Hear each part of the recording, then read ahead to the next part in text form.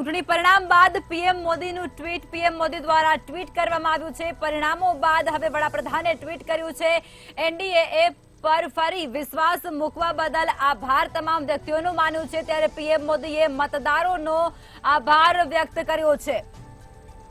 ભારતના ઇતિહાસનો અભૂતપૂર્વ સમય છે તેવું પણ વડાપ્રધાન દ્વારા ટ્વીટ કરી અને કહેવામાં આવ્યું છે। નવી ઉર્જા, ઉમંગ અને સંકલ્પ સાથે અમે કામ કરીશું તેવું પણ વડાપ્રધાન દ્વારા કહેવામાં આવ્યું છે। ચૂંટણી પરિણામ આવ્યા બાદ વડાપ્રધાન દ્વારા ટ્વીટ કરવામાં આવ્યું છે અને તેઓ કહી રહ્યા છે કે એનડીએ પર ફરી એકવાર ભરોસો મૂકવા બદલ તમામ મતદાતાઓ છે તેઓનો આભાર વડાપ્રધાન દ્વારા વ્યક્ત કરવામાં આવ્યો છે। વડાપ્રધાન દ્વારા ચૂંટણીના પરિણામો આવ્યા બાદ ટ્વીટ કરાયું અને કહ્યું, ભારતના ઇતિહાસનો અભૂતપૂર્વ સમય ગણાવ્યો છે। સાથે જ નવી ઉર્જા, નવા ઉમંગ અને નવા સંકલ્પો સાથે કામ કરીશું તેવું પણ આ ટ્વીટમાં વડાપ્રધાન દ્વારા કહેવામાં આવ્યું છે। ચૂંટણી પરિણામ બાદ પીએમ મોદી દ્વારા ટ્વીટ કરવામાં આવ્યું છે। વડાપ્રધાને ટ્વીટ કરી અને જાણકારી આપી, જેની અંદર એનડીએ પર ફરી એકવાર વિશ્વાસ મૂકવા બદલ આભાર માન્યો છે। સાથે જ વડાપ્રધાને મતદાતાઓ છે તેનો પણ ખૂબ આભાર વ્યક્ત કર્યો છે। ભારતના ઇતિહાસનો અભૂતપૂર્વ સમય છે તે ગણાવ્યો છે। સાથે જ તેઓએ કહ્યું કે નવી ઉર્જા, નવા ઉમંગ અને નવા સંકલ્પો સાથે હવે આગળ કામ કરીશું। ચૂંટણીના પરિણામો આવ્યા બાદ વડાપ્રધાન દ્વારા ટ્વીટ કરવામાં આવ્યું છે। તો તમામ મહાનુભાવો આપણી સાથે ચર્ચામાં જોડાયેલા છે। પ્રફુલભાઈ, આપ જણાવો, વડાપ્રધાન દ્વારા ટ્વીટ કરવામાં આવ્યું છે અને ત્યારબાદ કહેવાયું છે કે નવા સંકલ્પો, નવા ઉમંગ સાથે ફરી એકવાર કામે લાગી જઈશું। એમણે જે મતદારોનો આભાર માન્યો છે એ એક સહજ બાબત છે કે કોઈ પણ પક્ષ છે એ મતદારોનો આભાર માનવો એમની ફરજ પણ છે કે આટલા તાપમાં ઊભા રહી અને મતદારોએ મતદાન કર્યું છે। પરંતુ નવા સંકલ્પો, નવી ઉર્જા, નવા ઉમંગ એ જે શબ્દો છે ને, એનો અર્થ મારી દ્રષ્ટિએ એવો થાય કે એનડીએ સરકાર રચવાનું નક્કી કરી લીધું છે। એ કયા પક્ષ, જો એમને બેઠકો ઘટશે તો કયા પક્ષમાંથી એ મેનેજ કરશે, શું કરશે એ હજુ સ્પષ્ટ નથી। પરંતુ જ્યારે નરેન્દ્રભાઈ મોદી કક્ષાની વ્યક્તિ આ પ્રકારના શબ્દો પ્રયોગ કરતી હોય ત્યારે ચોક્કસપણે એ બધું મેનેજ થઈ ગયેલું હોય તો જ એ આ બોલે। એટલે હવે જોવાનું એ રહે છે કે આગળનું જે પરિણામ સ્પષ્ટ થઈ જાય એ પછી શું આપણને જોવા મળે છે સરકાર રચવા અંગે, એ આખું ચિત્ર છે એ હજી સ્પષ્ટ થતા લગભગ એકાદ અઠવાડિયું લાગશે। બિલકુલ, ચોક્કસથી। રમેશભાઈ, આપ એ જણાવો કે વડાપ્રધાને નવા સંકલ્પ, નવો ઉમંગ અને નવી શરૂઆત કરવાનું કહ્યું છે, એટલે એમણે તો એમની જીત માની જ લીધી છે। તમે શું કહેશો? ખાસ કરીને નરેન્દ્રભાઈનું ટ્વીટ મેં પણ આપના સ્ક્રીનશોટ ઉપર જોયું કે નવા ઉમંગ અને નવી વાત સાથે આપણે આગળ વધી રહ્યા છીએ। પરંતુ ભારતીય જે જનમાનસ છે એની અંદર શું પડ્યું છે કે ભવિષ્યના ગર્ભની અંદર શું પડ્યું છે એ તો આવનારો સમય બતાવશે। કાલ અમારી એનડીએની બેઠક છે। એનડીએની બેઠકની અંદર અમારા બધા જ સાથી પક્ષીઓ ભેગા થઈ અને આગળની રણનીતિ નક્કી કરશે અને ચોક્કસ અમને એવો વિશ્વાસ છે કે ખૂબ જ સારું કંઈક એવો નિર્ણય નીકળશે કે ભારતની પ્રજાને અમે પૂરેપૂરો ન્યાય અપાવી શકશું એવું ચોક્કસ અમે માનીએ છીએ। બિલકુલ, ચોક્કસથી। ગોહિલભાઈ, તમે આનો અર્થ શું કરો છો? જે વડાપ્રધાન શ્રીએ આદરણીય મોદી એમણે જે શબ્દ પ્રયોગો કર્યા છે એ બહુ જ પ્રફુલભાઈ શબ્દો છે। પ્રફુલભાઈ, આજે પણ હું તમને કહું કે આ દેશની તમામ પાર્ટીઓ ભેગી મળી ગઈ, આ દેશની તમામ રાજકીય પાર્ટી ભેગી મળી ગઈ, ત્યારે પણ આજ ભારતીય જનતા પાર્ટી એ સૌથી મોટી પાર્ટી તરીકે ઉભરી છે। એનડીએ સરકાર બનાવવા જઈ રહી છે। આ 3 વખત જ્યારે અમે સરકાર બનાવી ત્યારે એનડીએના ગઠબંધનથી જ અમારી સરકાર બની છે। એટલે આદરણીય નરેન્દ્રભાઈ મોદીએ જે આભાર વ્યક્ત કર્યો છે એ કાર્યકર્તાઓનો ખાસ આભાર વ્યક્ત કર્યો છે અને એમને આ દેશની જનતાનો પણ ખૂબ મોટો આભાર વ્યક્ત કર્યો છે કે ત્રીજી વાર, મેં અગાઉ મારી વાતમાં કહ્યું હતું કે ત્રીજી વાર જો કોઈ પાર્ટી, જો કોઈ વડાપ્રધાન સરકાર બનાવવા માત્ર કામના આધારે, એમના પરફોર્મન્સના આધારે જઈ રહ્યા હોય એટલે એ અમારી પાર્ટી માટે પણ ગૌરવની વાત છે। અને જે આદરણીય મોદીજીએ ટ્વીટ કર્યું છે કે અમે હવે નવા ઉમંગ, નવા જોશથી, કારણ કે આદરણીય મોદીજી એક 25 વર્ષના યુવાનને પણ શરમાવે ને એટલી ઉર્જા ધરાવે છે. એટલે જ્યારે પણ એક નવી જવાબદારી, માનો કે ત્રીજી વાર વડાપ્રધાન બનવા જઈ રહ્યા છે, એટલે નવા ઉમંગ, નવા ઉર્જાથી આજે પહેલા 100 દિવસમાં શું કરવાનું એનો પણ પ્લાન આજે એમની પાસે રેડી છે. એ પ્રકારના કર્તવ્યનિષ્ઠ વ્યક્તિ જ્યારે ત્રીજી વાર વડાપ્રધાન બનવા જઈ રહ્યા છે ત્યારે જે એમને એમનો આભાર વ્યક્ત કરવાનો ટ્વીટ દ્વારા જે કર્યું છે એ પણ ખૂબ હું એમને આવકારું છું. અને એક દેશના નાગરિક તરીકે હું ભગવાનને પ્રાર્થના કરું છું કે ભગવાન એમને ખૂબ જ શક્તિ આપે કે જે તાકાતથી 10 વર્ષમાં ભારતને વિશ્વમાં ઓળખ બનાવી છે, આવનારા 5 વર્ષોમાં એનાથી પણ સારું કામ થવા જઈ રહ્યું છે એવો હું વિશ્વાસ વ્યક્ત કરું છું. બિલકુલ ચોક્કસથી. પરંતુ ગોહિલભાઈ, મોદી મેજિક ના ચાલ્યું આ વખતે, એના પર તમે શું કહેશો? બેન, મોદી મેજિક જ ચાલ્યું છે. તો પછી આજે સૌથી મોટી પાર્ટી, આજે સૌથી મોટી પાર્ટી ભારતીય, આખા દેશની તમામ રાજકીય પાર્ટી જ્યારે એક થઈ ગઈ હોય ત્યારે પણ એક કોષો દૂર રહી છે. અરે પણ ગોહિલભાઈ, સમગ્ર વિશ્વની અંદર ભારતીય જનતા પાર્ટી સૌથી મોટી છે, સૌથી વધારે કેડર બેઝ પાર્ટી છે. તો પછી આંકડા કેમ આવી રીતે આવી રહ્યા છે માઇનસમાં? અને ગોહિલભાઈ, એનડીએ સાથે પણ 38 પાર્ટીઓ છે. હા, એને બી ગઠબંધન તો કર્યું જ છે ને. મેં બેન આપને કીધું એમ કે અમે અમારા નેતાના કામના આધારે જ મત માગ્યા છે. એમને જે કામ આ દેશ માટે કર્યા છે એ તમારે પણ સ્વીકારવા રહ્યા અને મારે પણ સ્વીકારવા રહ્યા અને મહદઅંશે વિરોધ પક્ષે પણ સ્વીકારવા રહ્યા કે આ પ્રકારની કામગીરી ગયા 65 વર્ષની અંદર આવા ટૂંકા ગાળામાં અંદર જે દેશના ગરીબમાં ગરીબ માણસને ઉપર લાવવાનું કામ નરેન્દ્રભાઈ મોદીએ કર્યું છે. 25 કરોડ લોકોને ગરીબી રેખાથી બહાર લાવવાનું કામ કર્યું છે. 4 કરોડથી વધારે ઘરોને ઘર આપવાનું કામ કર્યું છે. નળથી જળ આપવાનું કામ કર્યું છે. આખા દેશને, જેમ પોતે મુખ્યમંત્રી હતા ત્યારે અહીંયા મુખ્યમંત્રી મા અમૃતમ યોજના થકી આખા દેશ ગુજરાતમાં 2 લાખ સુધીનું સુરક્ષા કવચ જે હેલ્થનું આપતા હતા એ પ્રધાનમંત્રી સુરક્ષા કવચમાં એમને 5 લાખ સુધીનું આપી અને આખા દેશની જનતાનું સુરક્ષા, મેડિકલ સુરક્ષા પૂરું પાડવાનું કામ નરેન્દ્રભાઈ મોદીએ કર્યું છે. આટલા સારા કામ જ્યારે કર્યા છે તો એમના આવી રહ્યા છે છતાં પણ તેમને પ્રજાનો જે પ્રતિસાદ મળવો જોઈએ એ ક્યાંક આ વખતે નથી મળ્યો ને એવું મને લાગે છે. ટૂંકમાં એનું કહેશે કે 400 પારનો નારો ફેલ ગયો છે શુદ્ધ ગુજરાતીમાં. 400 પારનો નારો, 400 પારનો નારો એ અમે અમારા કરેલા કામ અને કાર્યકર્તાઓની અથાગ મહેનતના આધારે અમે કહ્યું હતું કે અમે આ વખતે 400 પાર જઈશું, પણ ક્યાંક 400 પાર અમે નથી જઈ શક્યા, પણ ફરીથી સરકાર બનાવવા જઈ રહ્યા છીએ. એટલે અમે જે કામો કરવાનો નિર્ધાર કર્યો હતો આદરણીય નરેન્દ્રભાઈ મોદીએ, મેં અગાઉ તમને કીધું કે 100 દિવસના પ્લાનિંગ પણ રેડી રાખ્યા છે. એમાં અમે હવે આગળ વધીશું. જનતા જનાર્દને જે અમને પરિણામ સ્વરૂપી અમને સરકાર બનાવવાના આશીર્વાદ તો આપ્યા જ છે, એને અમે માથે ચડાવી અને આગળનું દેશને આગળ વધારવાનું કામ નરેન્દ્રભાઈ મોદી કરી રહ્યા છે. ચોક્કસથી પ્રજા શું પ્રતિસાદ આપે છે તેના પર ધ્યાન નથી આપવું, અમે અમારા કામ પર ધ્યાન આપશું એવું પ્રજાએ પ્રતિસાદ આપ્યો છે. અમારે એનડીએ ને અમે જીત્યા છીએ. બિલકુલ, ત્રીજી વાર અમે સરકાર બનાવવા જઈ રહ્યા છીએ. બહુમતી મળવી અલગ વાત છે, સરકાર બનાવવા જઈ રહ્યા છીએ. અમને એટલી તો બહુમતી આપી જ છે. ગોહિલભાઈ, રોકવા માંગીશ. ચર્ચામાં આપણી સાથે રજનીભાઈ દેસાઈ જોડાઈ ચુક્યા છે, રાજકીય વિશ્લેષક છે. રજનીભાઈ, આપનું મંતવ્ય ન્યૂઝમાં પહેલા તો સ્વાગત છે. વડાપ્રધાન દ્વારા ટ્વીટ કરવામાં આવ્યું છે અત્યારે અને તેઓએ એવું કહ્યું છે કે નવા સંકલ્પ, નવા ઉર્જા અને નવા ઉમંગ સાથે અમે કાર્ય પર લાગી જશું. એટલે એનો સીધો અર્થ તો એ જ થાય છે કે તેણે જીત સ્વીકારી લીધી છે અને હવે આગળની કાર્યવાહી તેમના દ્વારા કરવામાં આવશે. આગળની શું તમે આ વસ્તુને કઈ રીતે જોઈ રહ્યા છો? આજે જે પરિણામ આવ્યું છે અત્યારે એવું આપણને લાગી રહ્યું છે કે ભારતીય જનતા પાર્ટી અને એમની સાથે જોડાયેલા પક્ષોને, એનડીએને બહુમતી મળી છે. હજુ ક્લિયર પિક્ચર એકદમ થયું નથી અને પિક્ચર ક્લિયર થયા પછી આપણે વધુ તો કહી શકીએ, પણ આવતા 72 કલાક એ સૌથી મહત્વના છે મારી દ્રષ્ટિએ.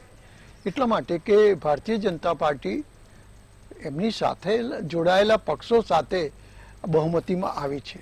ભારતીય જનતા પાર્ટીને એકલાને ભૂતકાળની જેમ સ્પષ્ટ બહુમતી એટલે કે 273 બેઠકો મળી નથી.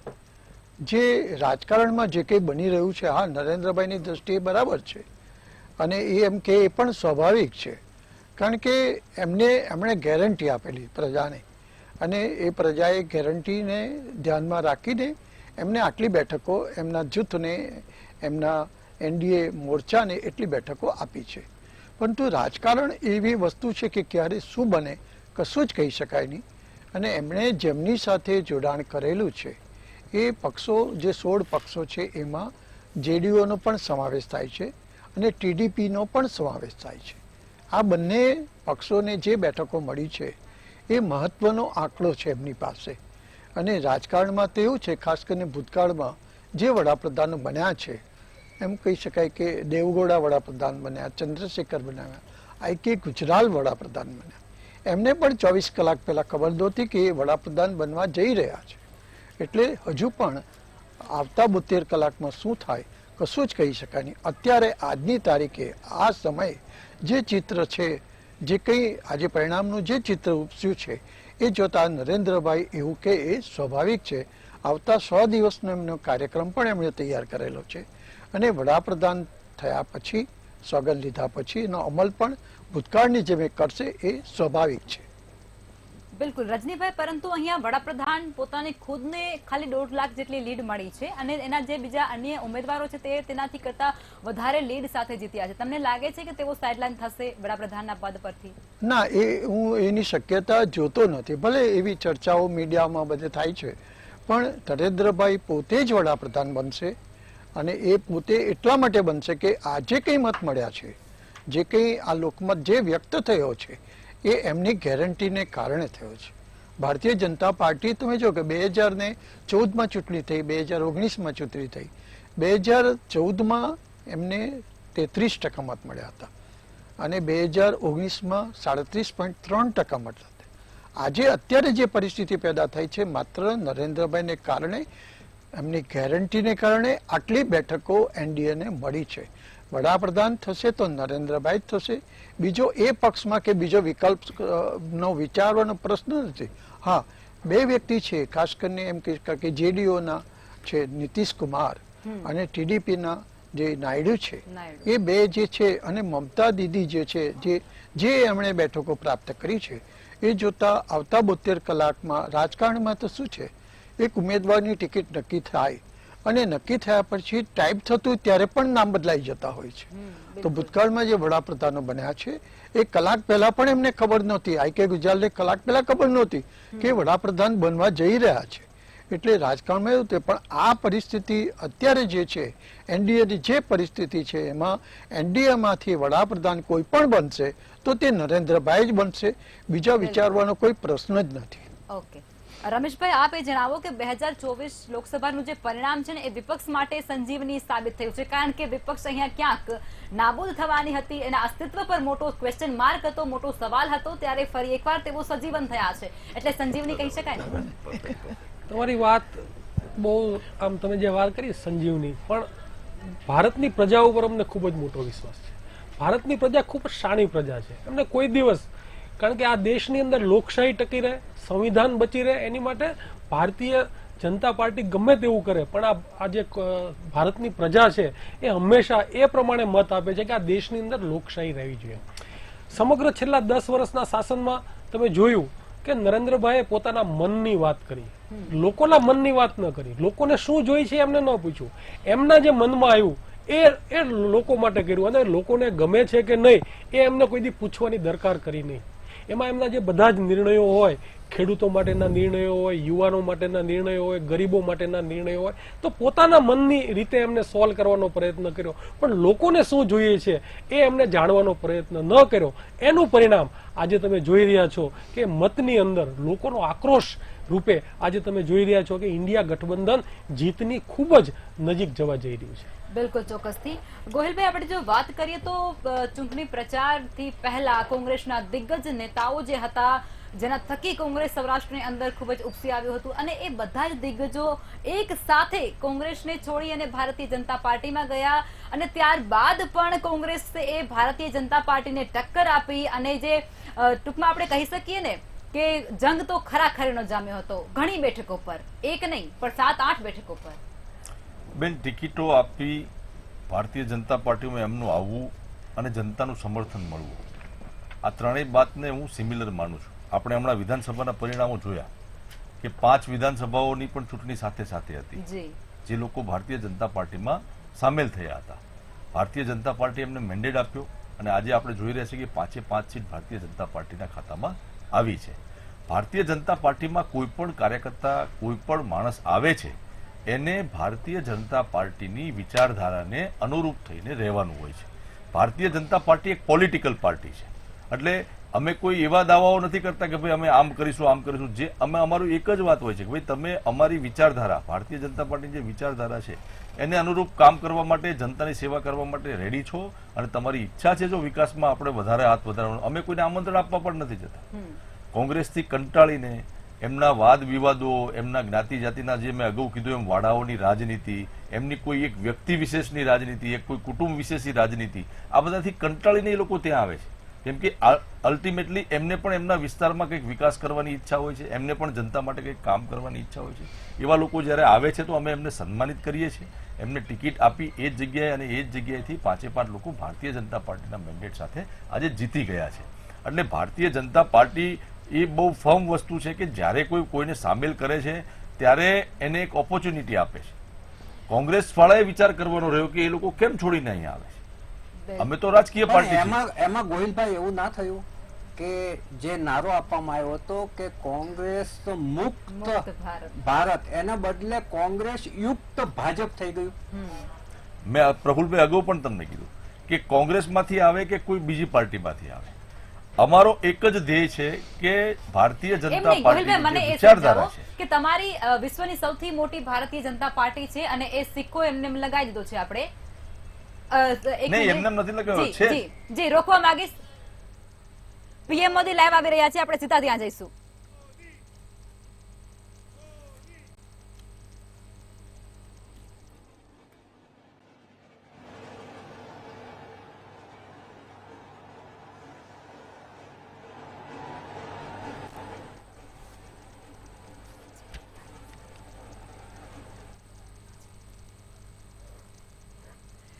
તો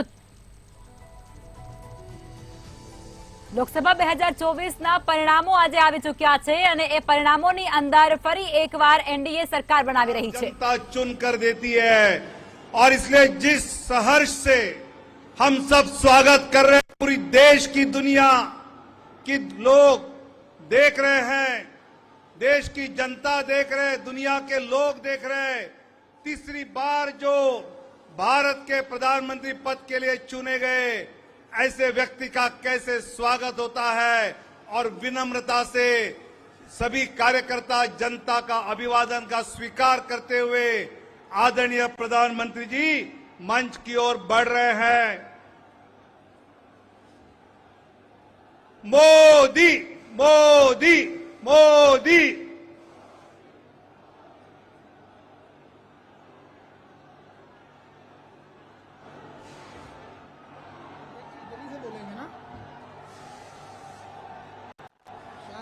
जानदार लग नहीं रहा है कि कोई माहौल में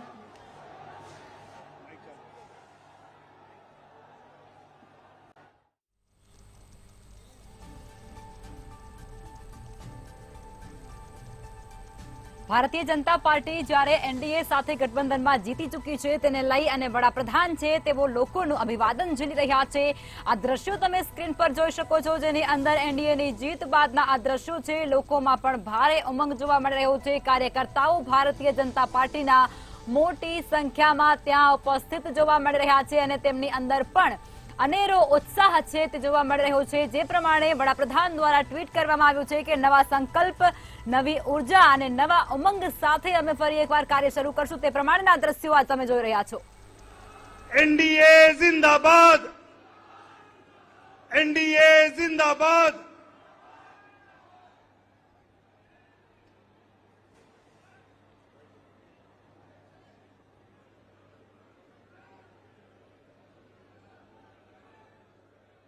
सभी कार्यकर्ता अपने अपने स्थान ग्रहण करें, अपने स्थान पर बैठे.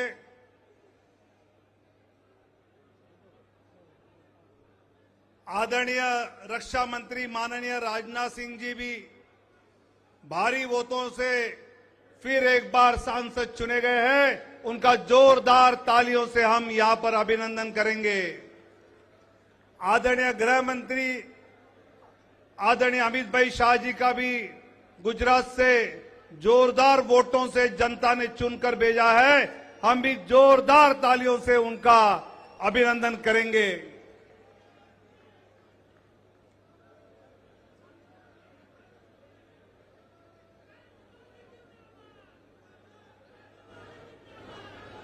नरेंद्र मोदी जिंदाबाद, नरेंद्र मोदी जिंदाबाद, बीजेपी जिंदाबाद, बीजेपी जिंदाबाद, भारत माता की, भारत माता की।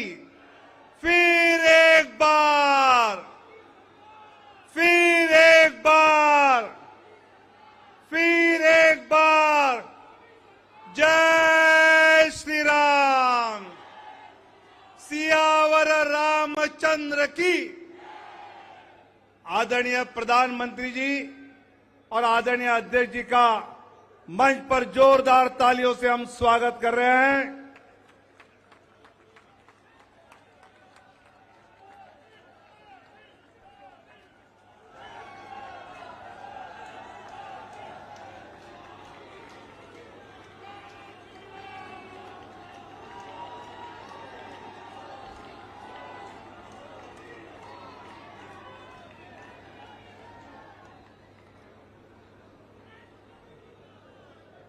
सभी अपना अपना स्थान ग्रहण करें।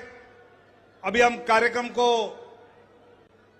शुरू करने जा रहे हैं। अपने राष्ट्रीय अध्यक्ष आदरणीय जगत प्रकाश नड्डा जी, जिनके मार्गदर्शन में ये चुनाव हमने सभी देश भर के कार्यकर्ताओं ने लड़ा, ऐसे आदरणीय नड्डा जी को मैं नम्र अनुरोध करता हूं कि वो अपना उद्बोधन यहां हम सब के समक्ष रखे।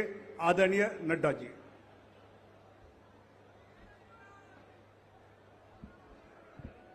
बोलिए भारत माता की, भारत माता की, भारत माता की। आज के इस विजय उत्सव पर मंच पर उपस्थित हम सबके बहुत ही प्रिय और देश के यशस्वी प्रधानमंत्री सम्माननीय श्री नरेंद्र मोदी जी, हमारे रक्षा मंत्री आदरणीय राजनाथ सिंह जी, हमारे गृह मंत्री श्री अमित भाई शाह जी और यहां उपस्थित इतनी बड़ी संख्या में इस विजय उत्सव में आए हुए हमारे सभी समर्थक कार्यकर्ता बंधु, मीडिया के मेरे साथी, प्रिंट मीडिया, इलेक्ट्रॉनिक मीडिया के मेरे साथी और देश भर से टेलीविजन के माध्यम से जुड़े हुए हमारे करोड़ों कार्यकर्ता और भारत की यशस्वी जनता, आज ये बहुत ही खुशी का विषय है कि आज इस धन्यवाद मोदी जी को देने के लिए और विजय उत्सव मनाने के लिए इतनी बड़ी संख्या में उत्साह के साथ आए हुए हैं कार्यकर्ता। आप सब लोगों की तरफ से और भारतीय जनता पार्टी के लाखों कार्यकर्ताओं की ओर से सबसे पहले इस कार्यक्रम में मैं आदरणीय प्रधानमंत्री मोदी जी का हार्दिक अभिनंदन करता हूं, स्वागत करता हूं।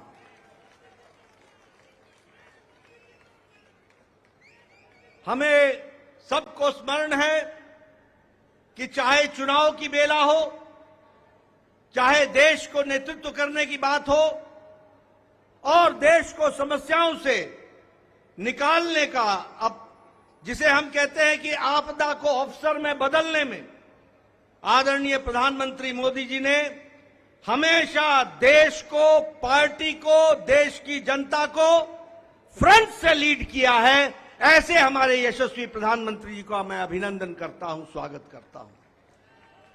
मैं आज सभी एनडीए के साथी दल और भारतीय जनता पार्टी के कार्यकर्ता, जिन्होंने अथक प्रयास के साथ पीछे कई महीनों से अथक प्रयास किया और एनडीए को जो जीत दिलाई है, उसके लिए मैं साथी दलों का और हमारे कार्यकर्ताओं का और साथ ही दलों के कार्यकर्ताओं का भी हार्दिक धन्यवाद देता हूं और उनका भी मैं अभिनंदन करता हूं।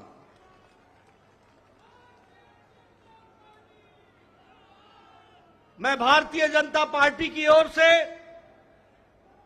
देश के करोड़ों हमारे देशवासियों को जो प्रधानमंत्री मोदी जी के नेतृत्व में विश्वास करते हुए एक ऐतिहासिक पल, एक ऐतिहासिक घड़ी के चश्मदीद गवाह बनने का हम सबको सौभाग्य दिया, ऐसे हमारे मतदाता बंधु जिन्होंने भारतीय जनता पार्टी और एनडीए को अपना आशीर्वाद दिया और प्रधानमंत्री मोदी जी के नेतृत्व को आगे बढ़ाने का काम किया, ऐसे करोड़ों करोड़ों देशवासियों को मैं पार्टी की ओर से बहुत बहुत धन्यवाद देता हूं। हम जानते हैं देश ने एक नई करवट राजनीति में ली और एक नया इतिहास रचा है 2014 के पश्चात। हम जानते हैं कि 2014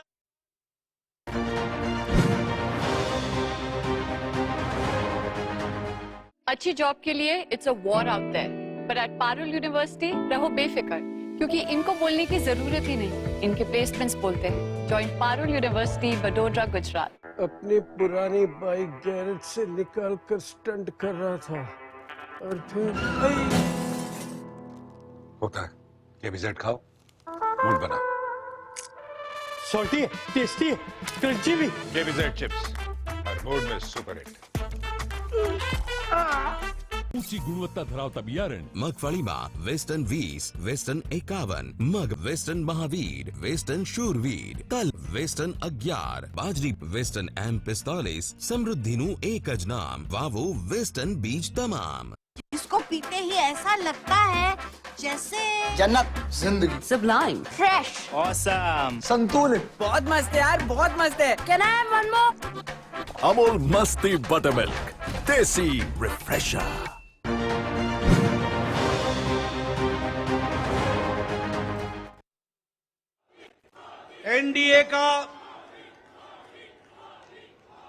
एनडीए का गठन के पश्चात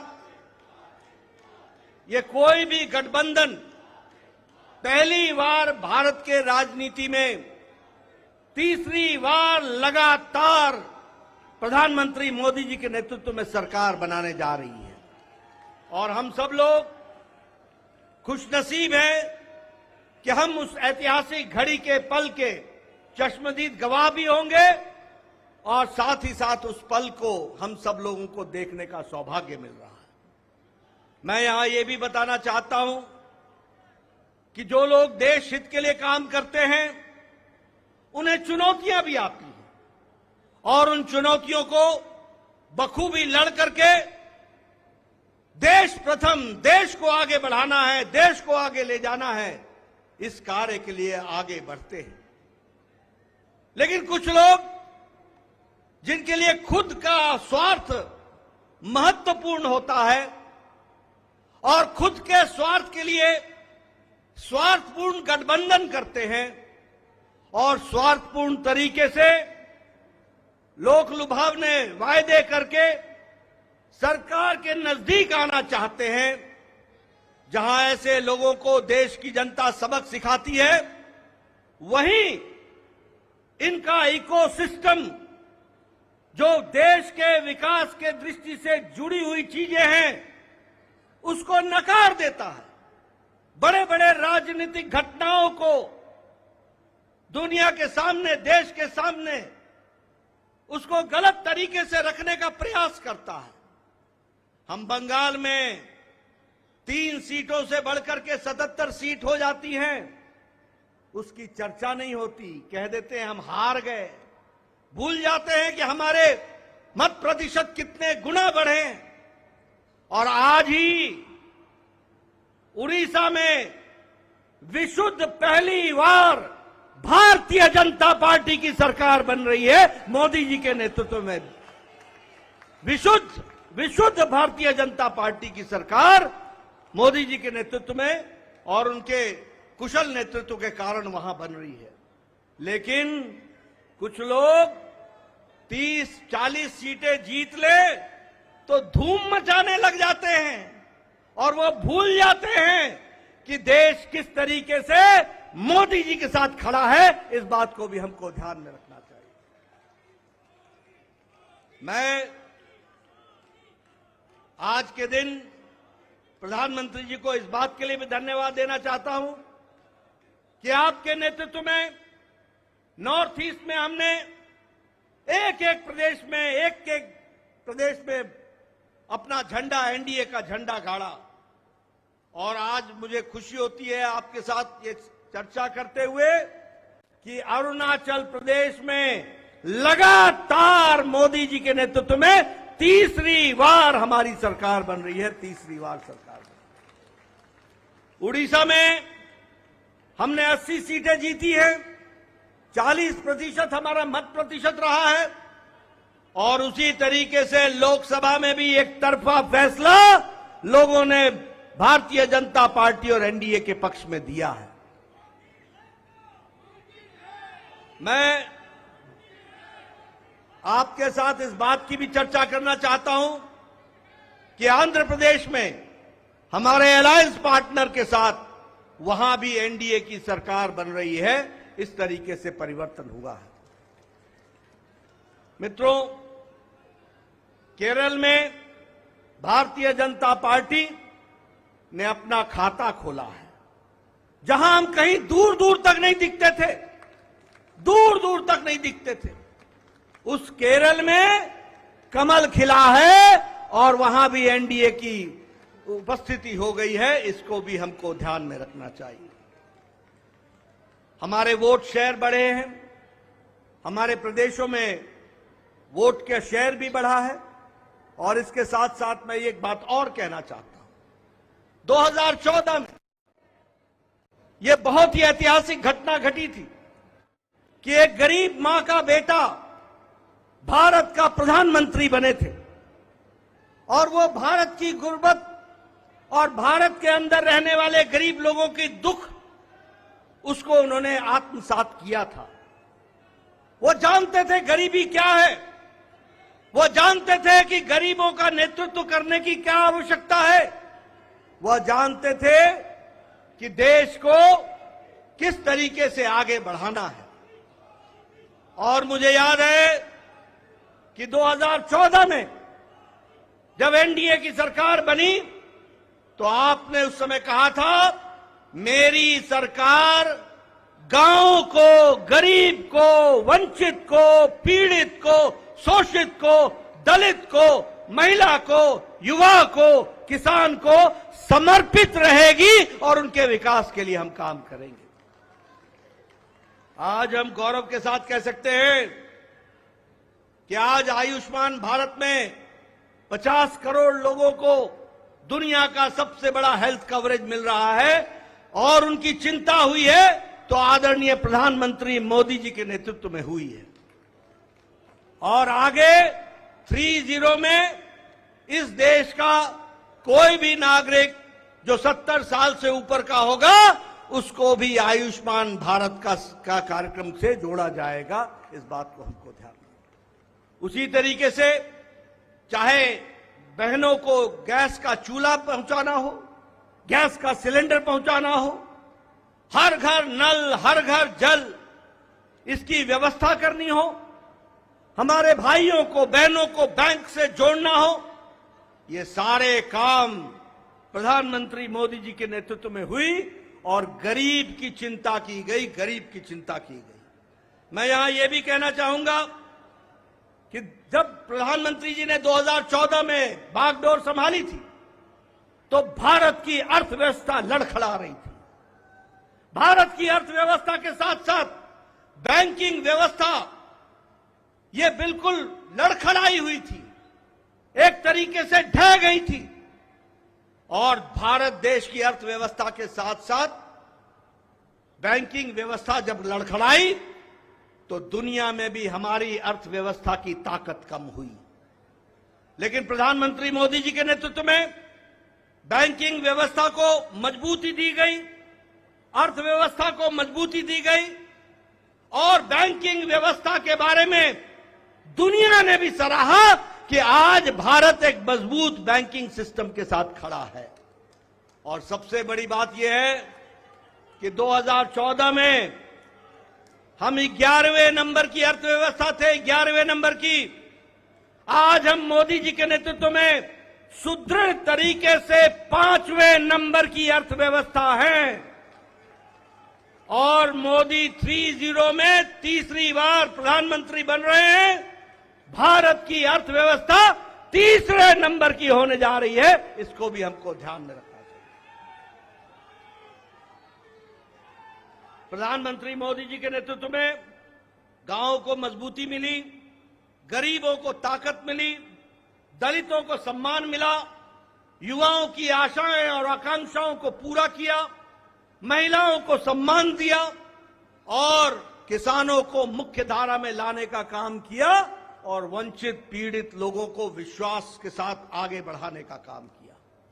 ये 10 साल का परिवर्तन हम सब लोगों को देखने को मिला है। मैं यहां यह भी कहना चाहता हूं कि विपक्ष नकारात्मक सोच, नेगेटिव सोच के साथ काम करता रहा। कोई भी सकारात्मक 10 साल में कोई भी सकारात्मक योगदान विपक्ष का नहीं रहा है।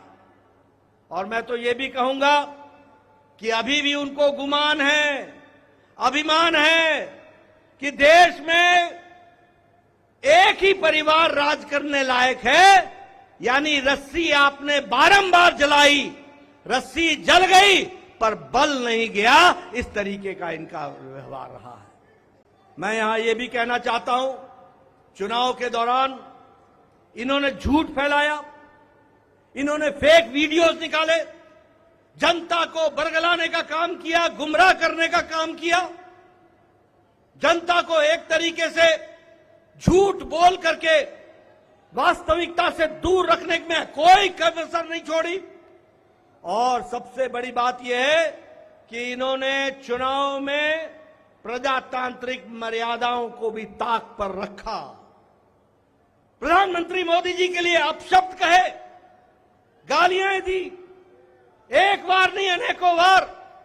ये विपक्ष का बौखलाहट बोलता है, ये विपक्ष की खिसियाहट बोलती है, ये विपक्ष का बारंबार हार देखने के कारण ये नतीजा हम सबको देखने को मिलता है।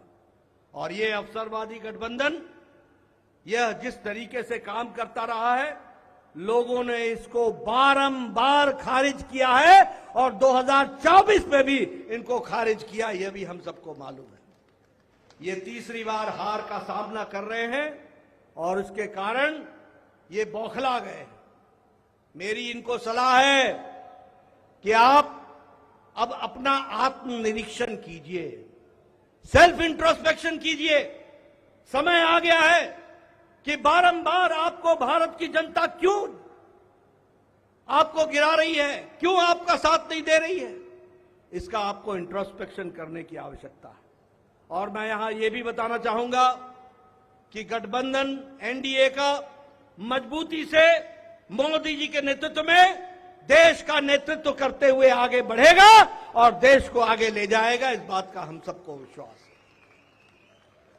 मैं यहां प्रधानमंत्री मोदी जी और आपके बीच में ज्यादा समय नहीं रहूंगा, लेकिन प्रधानमंत्री जी आपको मैं विश्वास दिलाना चाहता हूं कि एनडीए का एक एक कार्यकर्ता, हमारी पार्टी का एक एक कार्यकर्ता, जो आप हर पल, हर घड़ी, हर दिन, हर महीने, हर वर्ष पूरी ताकत के साथ देश की सेवा में जुटे हैं, मैं आपको विश्वास दिलाता हूं कि आपके नेतृत्व में एनडीए का एक एक कार्यकर्ता भारत को सामर्थ्यवान बनाने के लिए, सक्षम बनाने के लिए, आत्मनिर्भर बनाने के लिए, समृद्ध बनाने के लिए कोई कसर नहीं छोड़ेगा और आपके नेतृत्व में उसको हम सपना को पूरा करेंगे और हम विकसित भारत की ओर आगे बढ़ेंगे।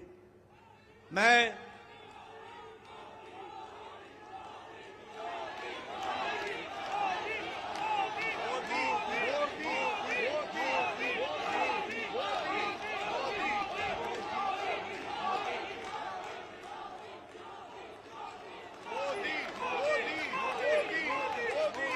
इसके पहले कि आदरणीय प्रधानमंत्री जी का हम सबको ऐसे ऐतिहासिक मौके पर मार्गदर्शन मिले, मैं उससे पहले देश के करोड़ों कार्यकर्ताओं की तरफ से, समग्र एनडीए परिवार की ओर से और देशवासियों की ओर से आदरणीय प्रधानमंत्री जी का माल्यार्पण करके, माला पहनाकर उनका स्वागत हम सब लोग करेंगे, ये मैं आपसे निवेदन करूंगा।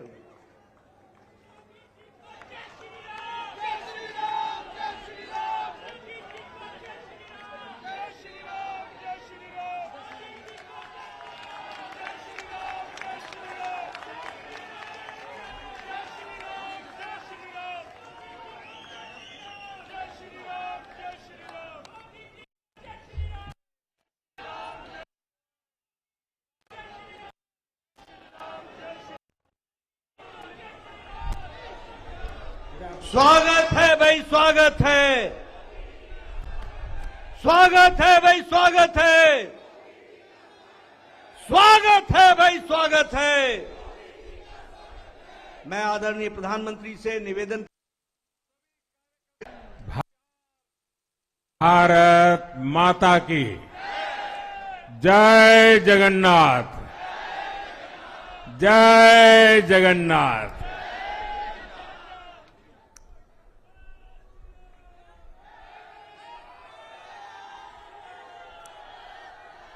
आपका ये स्नेह, आपका ये प्यार, इस आशीर्वाद के लिए मैं सभी देशवासियों का ऋणी हूं। आज बड़ा मंगल है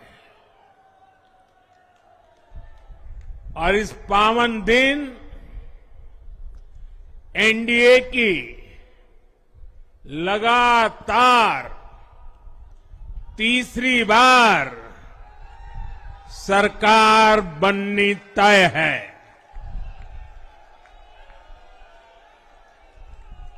हम सभी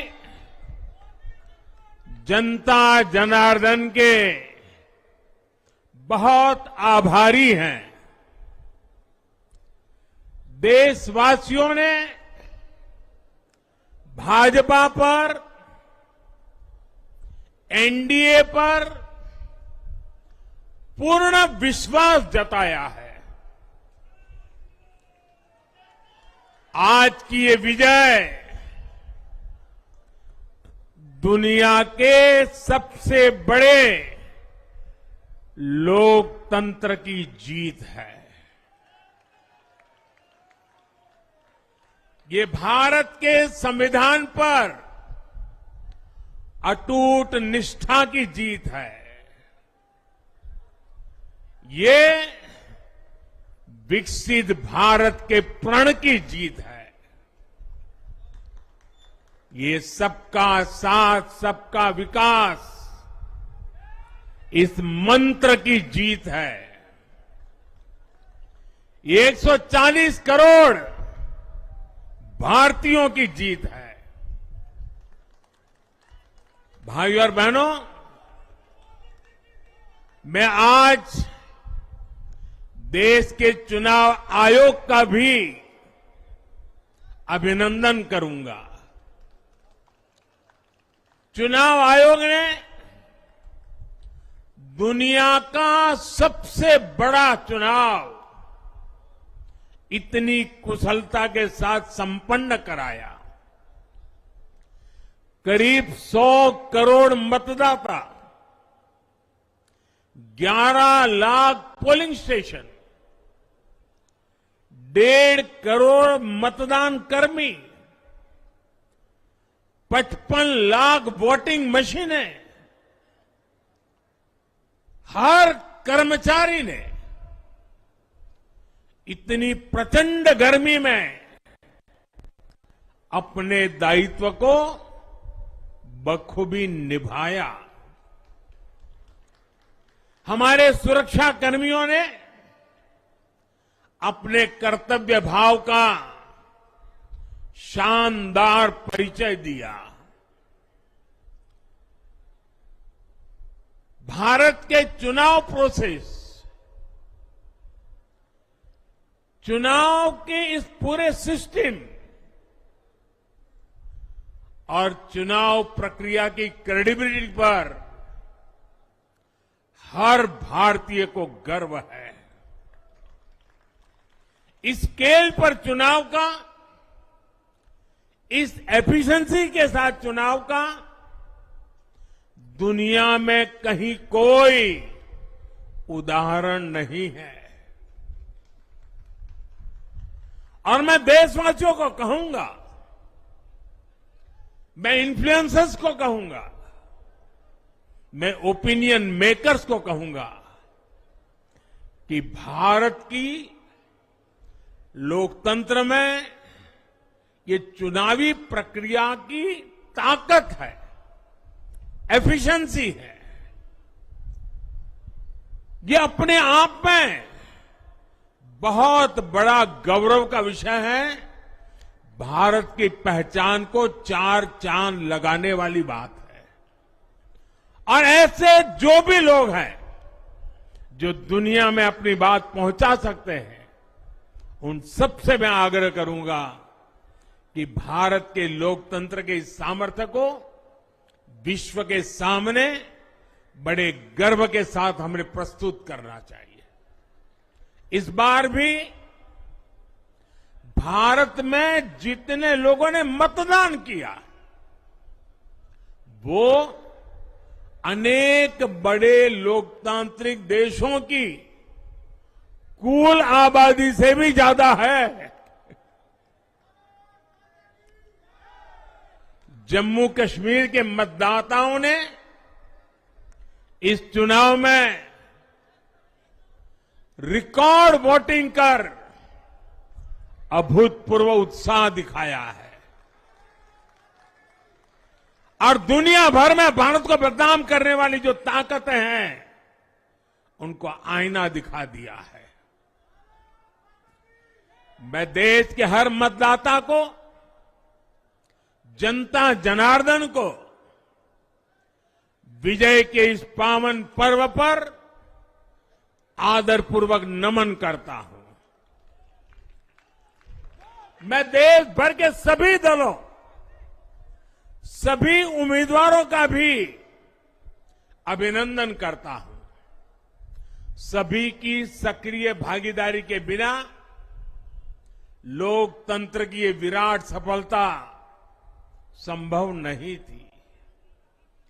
भाजपा के, एनडीए के हर कार्यकर्ता साथी को भी मैं हृदय से धन्यवाद करता हूं। साथियों, इस चुनाव के, इस जनादेश के कई पहलू हैं। 1962 के बाद पहली बार कोई सरकार अपने 2 कार्यकाल पूरे करने के बाद तीसरी बार वापस आई है।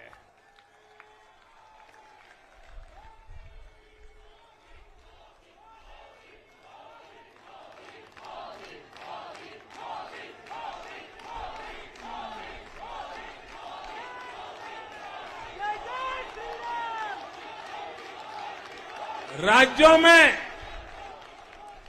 जहां भी विधानसभा के चुनाव हुए, वहां पर एनडीए को भव्य विजय मिली है। चाहे वो अरुणाचल प्रदेश हो, आंध्र प्रदेश हो, उड़ीसा हो या फिर सिक्किम। और इन राज्यों में कांग्रेस का सुपड़ा साफ हो गया है।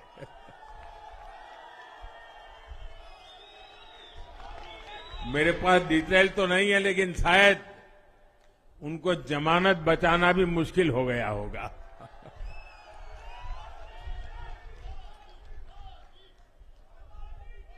भाजपा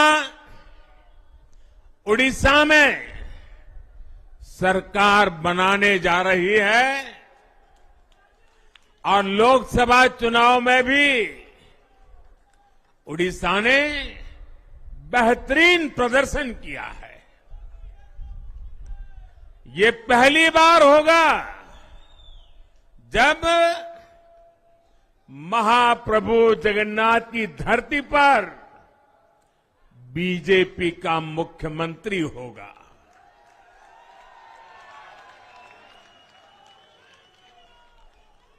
बीजेपी ने केरला में भी सीट जीती है। हमारे केरल के कार्यकर्ताओं ने बहुत बलिदान दिए हैं। कई पीढ़ियों से वो संघर्ष भी करते रहे, जन सामान्य की सेवा भी करते रहे और पीढ़ियों से, मैं सालों से नहीं कह रहा हूं, पीढ़ियों से जिस क्षण का इंतजार किया वो आज सफलता को चूमने लगी है।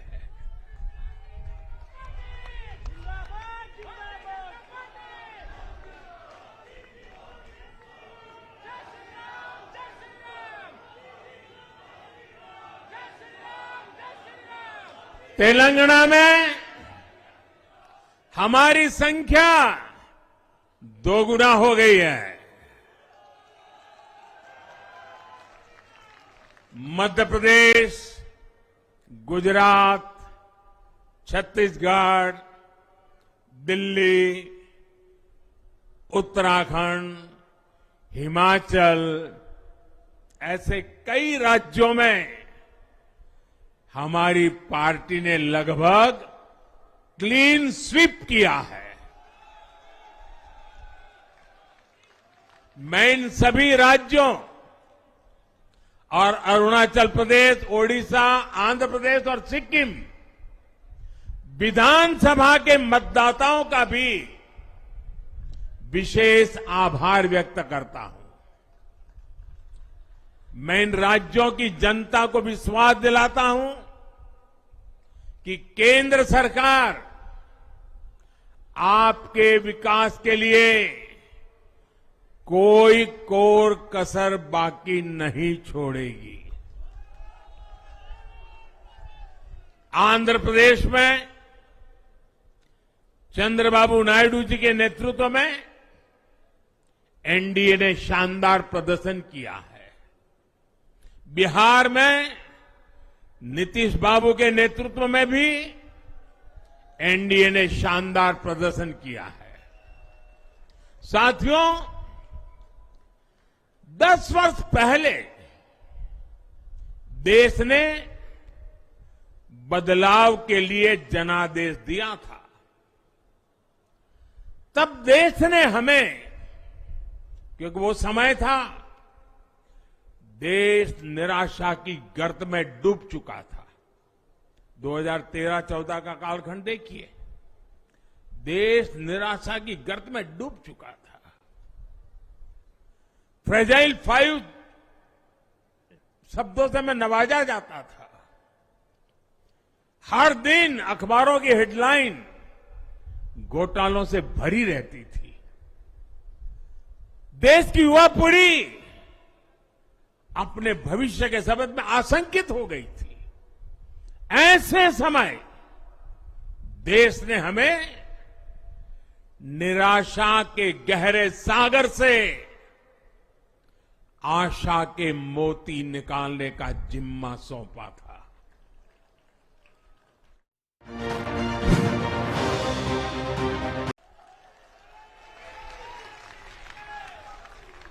मैं पूरे देश में जहां जहां भी गया, माताओं, बहनों, बेटियों ने अभूतपूर्व स्नेह और आशीर्वाद दिया।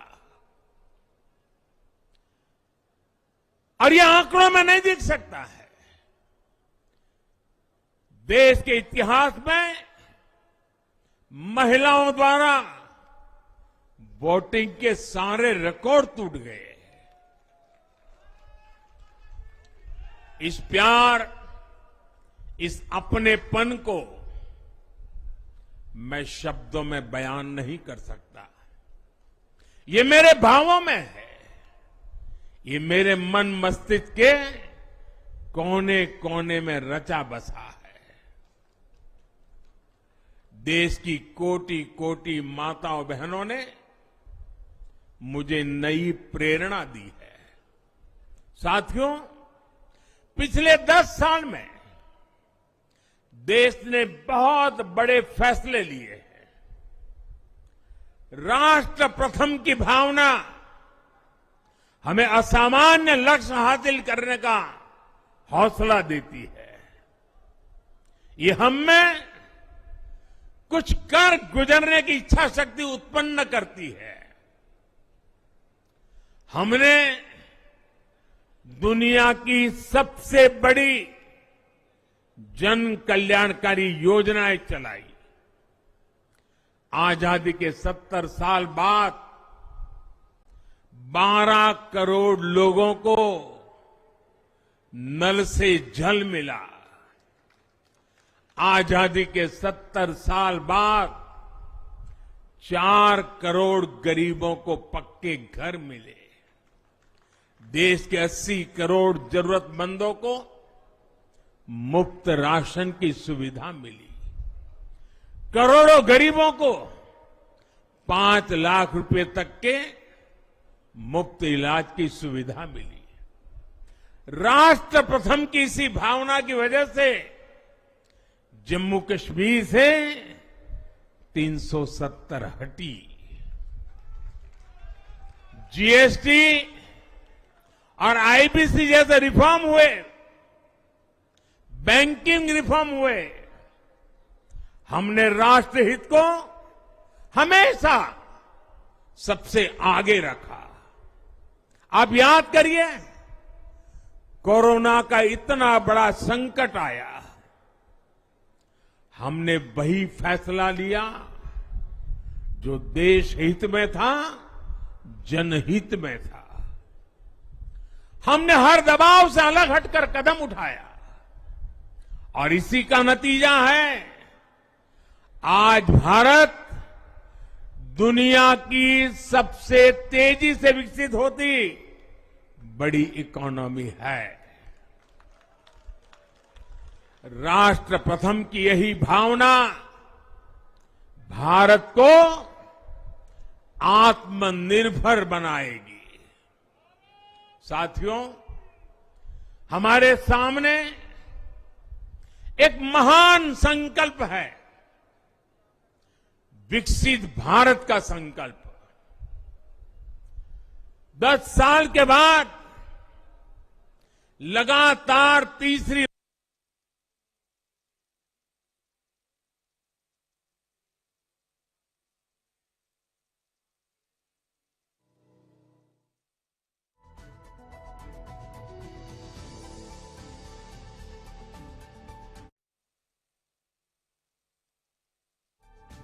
बार जनता जनार्दन का प्यार हमारे संकल्प को नई मजबूती देता है, नई ऊर्जा देता है।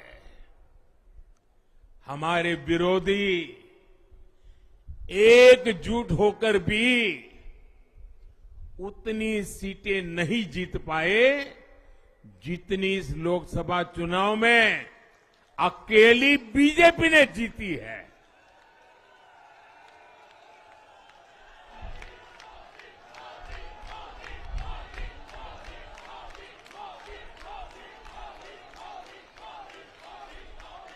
मैं देश के कोने कोने में उपस्थित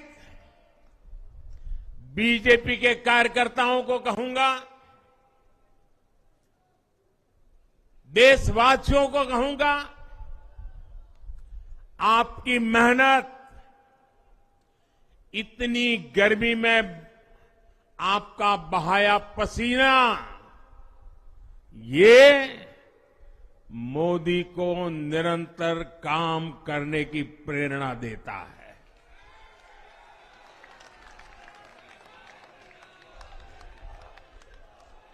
और मैं देशवासियों को दोबारा दोहराना चाहता हूं,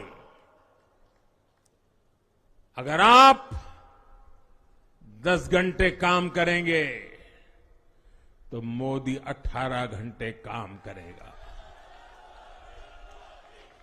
आप 2 कदम चलेंगे तो मोदी 4 कदम चलेगा। हम भारतीय मिलकर चलेंगे, देश को आगे बढ़ाएंगे। तीसरे कार्यकाल में देश बड़े फैसलों का एक नया अध्याय लिखेगा।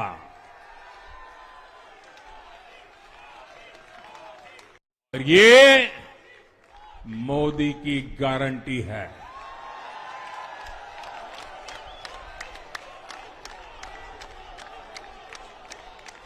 साथियों, एनडीए सरकार की प्रतिबद्धता हमेशा ही समाज के हर क्षेत्र और हर वर्ग के विकास की रही है। बीते 10 वर्षों में हमने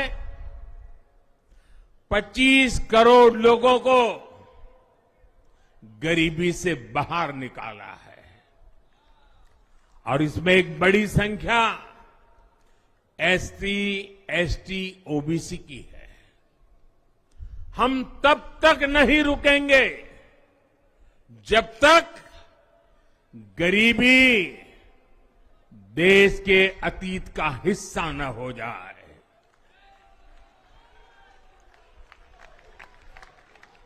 वुमेन लेड डेवलपमेंट हमारी सरकार के गवर्नेंस मॉडल के केंद्र में रहा है।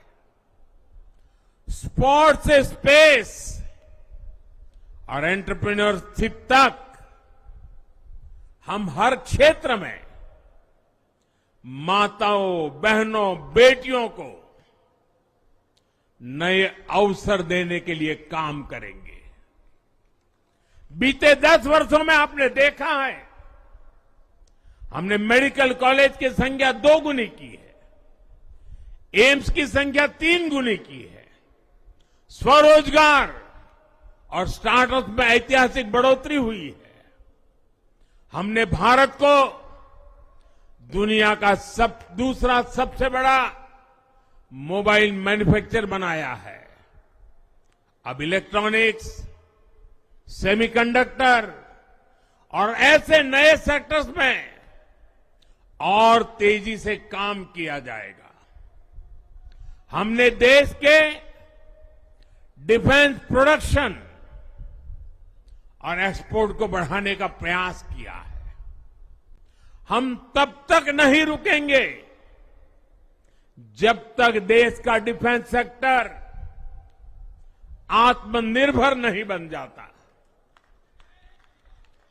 हम अपने युवाओं को शिक्षा, रोजगार, स्वरोजगार हर क्षेत्र में सशक्त करेंगे। किसानों के लिए बीज से बाजार तक आधुनिक नीतियों को बनाने का काम और प्राथमिकता पर होगा। दलहन से लेकर खाद्य तेल तक हम हमारे किसानों को हर क्षेत्र में आत्मनिर्भर बनाने के लिए काम करते रहेंगे। साथियों, आने वाला समय ग्रीन एरा है, हरित युग का है। आज भी हमारी सरकार की नीतियां प्रगति, प्रकृति और संस्कृति के समागम की है। हम ग्रीन इंडस्ट्रियलाइजेशन पर निवेश बढ़ाएंगे। ग्रीन एनर्जी हो या फिर ग्रीन मोबिलिटी, हम भारत को सबसे आगे ले जाएंगे। भारत को दुनिया की तीसरी बड़ी इकोनॉमी बनाने के लिए एनडीए सरकार पूरी शक्ति से काम करेगी। भाई और बहनों, आज का भारत वैश्विक समाधान का हिस्सा भी बन रहा है। हमने कोरोना के दौरान देखा है कि कैसे भारत की वैक्सीन कैपेसिटी ने दुनिया को संकट से बचाने में मदद की। हमारे चंद्रयान ने चंद्रमा के साउथ पोल पर लैंडिंग करके स्पेस एक्सप्लोरेशन के नए रास्ते खोले हैं। क्लाइमेट चेंज से लेकर फूड सिक्योरिटी तक जो भी विषय दुनिया के सामने है, भारत उनके लिए काम करना अपनी जिम्मेदारी समझता है। भारत ग्लोबल सप्लाई चेन को स्टेबिलिटी और डायवर्सिटी देना भी अपना दायित्व समझता है। इसलिए भारत आज विश्व बंधु के रूप में सबको गले लगा रहा है। मुझे विश्वास है मजबूत भारत मजबूत दुनिया का एक मजबूत स्तंभ सिद्ध होगा। साथियों, 21वीं सदी के भारत को आगे बढ़ना है तो उसे करप्शन पर भी लगातार तेज प्रहार करना ही होगा। डिजिटल इंडिया और टेक्नोलॉजी ने करप्शन के अनेक रास्ते बंद किए हैं, लेकिन ये भी सच है कि करप्शन के खिलाफ लड़ाई दिनों दिन कठिन हो रही है। राजनीतिक स्वार्थ के लिए जब करप्शन का महिमा मंडन शुरू हो जाए और इसमें निर्लज्जता की सारी हदें पार हो जाए, तब करप्शन को बहुत ताकत मिल जाती है। इसलिए तीसरे कार्यकाल में एनडीए सरकार का बहुत ज्यादा जोर हर तरह के करप्शन को जड़ से उखाड़ फेंकने का होगा। भाइयों और बहनों, भाजपा के हर कार्यकर्ता के लिए हमेशा से दल से बड़ा देश रहा है। सेवा भाव से बड़ी राजनीति कोई नहीं हो सकती। इसलिए हमें सेवा भाव को सर्वोपरि रखने की परंपरा को निरंतर मजबूत करना है। भाजपा का कार्यकर्ता जन आकांक्षाओं, जन भावनाओं और जन अपेक्षाओं का प्रतिनिधित्व करता है और ये हम कभी भूल नहीं सकते हैं। जरूरी है कि समाज के हर वर्ग से और हर व्यक्ति से हम निरंतर संवाद करते रहे। साथियों, कुछ ही दिनों में देश छत्रपति शिवाजी महाराज के राज्याभिषेक की 350वीं वर्षगांठ मनाएगा।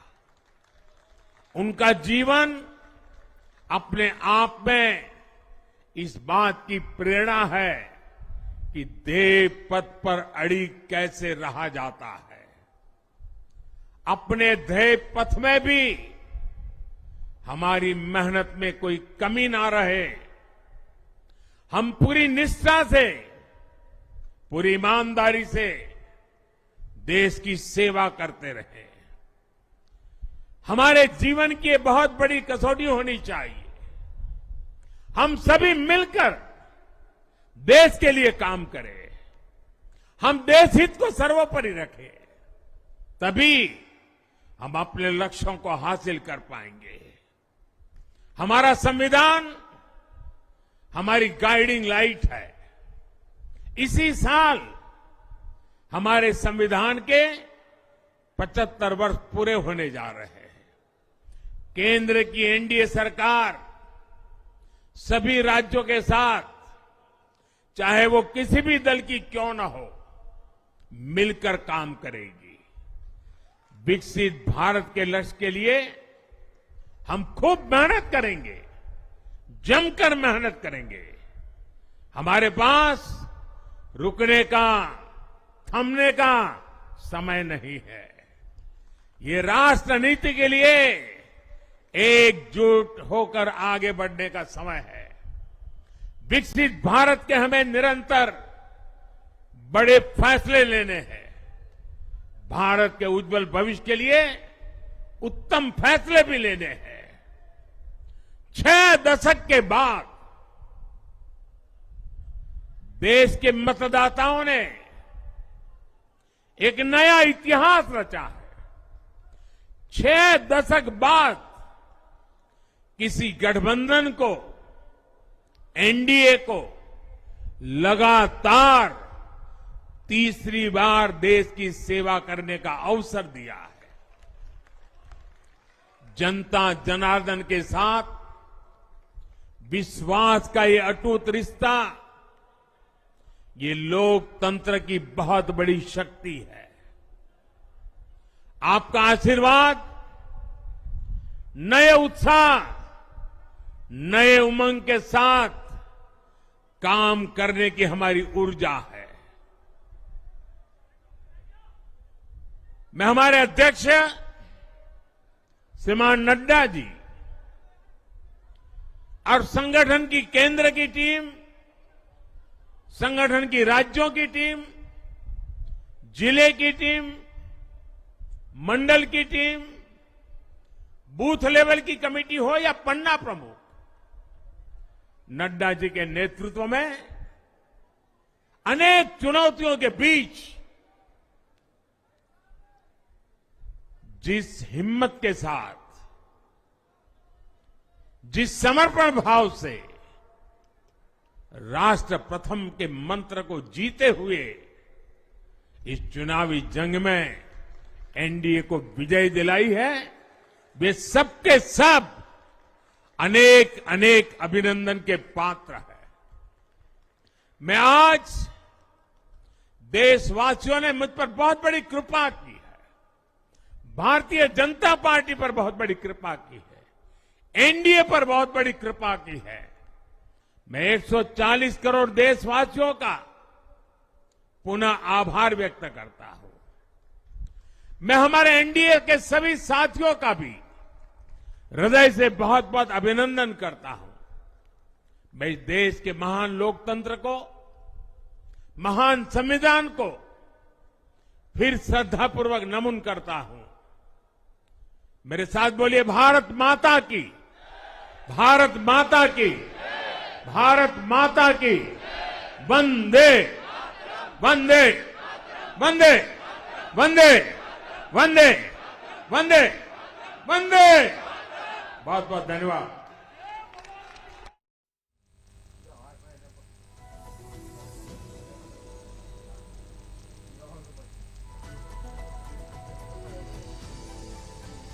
તો એનડીએ ગઠબંધન ત્રીજી વખત જીત મેળવીને સરકાર બનાવવા જઈ રહ્યું છે। આવી સ્થિતિમાં ભાજપ મુખ્યાલયમાં વિજયોત્સવની તૈયારીઓ પૂરજોશમાં ચાલી રહી છે। તે દરમિયાન પીએમ નરેન્દ્ર મોદીએ પોતાના સંબોધનની શરૂઆત ભારત માતા કી જય અને જય જગન્નાથથી કરી હતી। પીએમએ કહ્યું છે કે આજનો દિવસ ખૂબ જ શુભ છે। આ શુભ દિવસે એનડીએ સતત ત્રીજી વખત સરકાર બનાવવા જઈ રહી છે। તો પીએમએ આ સાથે જ કહ્યું કે અમે જનતાના ખૂબ જ આભારી છીએ। પીએમ મોદીએ કહ્યું, જનતાએ દેશવાસીઓનો વિશ્વાસ વ્યક્ત કર્યો છે। આ 140 કરોડ ભારતીયોની જીત છે। પીએમ મોદીએ ચૂંટણી પંચની પ્રશંસા કરતા કહ્યું કે તેમણે પોતાની જવાબદારી સારી રીતે નિભાવી છે। આ વિશ્વના સૌથી મોટા લોકતંત્રની જીત છે। ભારતના બંધારણ પત્રની અતૂટ વફાદારીની આ જીત છે। તો આ વિકસિત ભારતના વચનની જીત છે। सबका साथ सबका विकास आ मंत्रनी जीत है। आ 140 करोड़ भारतीयों जीत है। तो पीएम मोदी आ साथे जणाव्યું કે ઓડિશામાં પણ પહેલીવાર બીજેપીની સીએમ બનવા જઈ રહી છે। વિધાનસભા ચૂંટણીને લઈને પીએમ મોદીએ કહ્યું કે અમે ઓડિશામાં સરકાર બનાવવા જઈ રહ્યા છીએ, અમને આ રાજ્યમાંથી લોકસભાની બેઠકો પણ મળી છે. તો પીએમએ જમ્મુ કાશ્મીરના મતદારોની પણ પ્રશંસા કરી. આ સાથે જ તેમણે કહ્યું કે આ જનાદેશના ઘણા પાસાઓ છે. 1962 પછી આ પ્રથમ વખત છે કે જ્યારે કોઈ સરકાર તેના 2 કાર્યકાળ પૂર્ણ કર્યા પછી સતત ત્રીજી વખત સત્તામાં આવી હોય.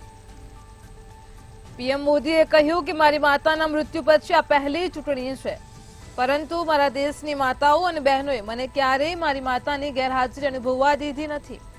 તો પીએમ મોદીએ કહ્યું કે આજનો દિવસ ભાવનાત્મક દિવસ છે. પીએમ મોદીએ આ સાથે જણાવ્યું કે ઇન્ડિયા ગઠબંધનના લોકો સાથે મળીને પણ એટલી સીટો જીતી શક્યા નથી જેટલી ભાજપ એકલા હાથે જીતી છે. પોતાના કાર્યકર્તાઓની પ્રશંસા કરતા પીએમ મોદીએ કહ્યું કે તમે આટલી ગરમીમાં પણ જે પરસેવો વહાવો છો તે મને કામ કરવાની પ્રેરણા આપે છે. તો એનડીએના દરેક કાર્યકરોનો પીએમ નરેન્દ્ર મોદીએ આભાર વ્યક્ત કર્યો છે.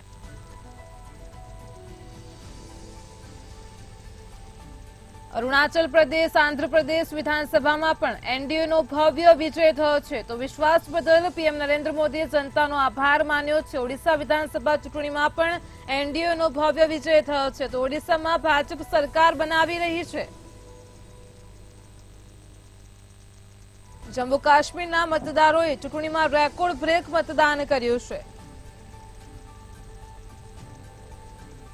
140 કરોડ ભારતીયોની જીત છે તેમ પીએમ નરેન્દ્ર મોદીએ તેમના સંબોધનમાં જણાવ્યું. સૌના સાથ, સૌના વિકાસના મંત્રની પણ જીત થઈ છે. તો ભાજપ કાર્યાલય ખાતે ખુશીનો માહોલ છે.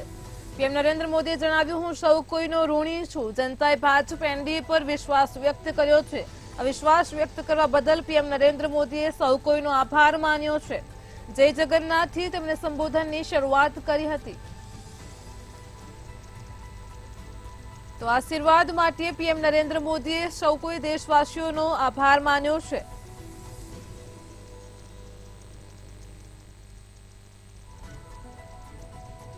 તો આ સાથે જ દિલ્હીમાં બીજેપી કાર્યાલય ખાતે કેન્દ્રીય મંત્રીઓ પણ હાજર છે. જ્યોતિરાદિત્ય સિંધિયા, એસ જયશંકર, અશ્વિની વૈષ્ણવ, નિર્મલા સીતારમણ સૌ કોઈ બીજેપી ક્વાર્ટર ખાતે પહોંચી ગયા છે.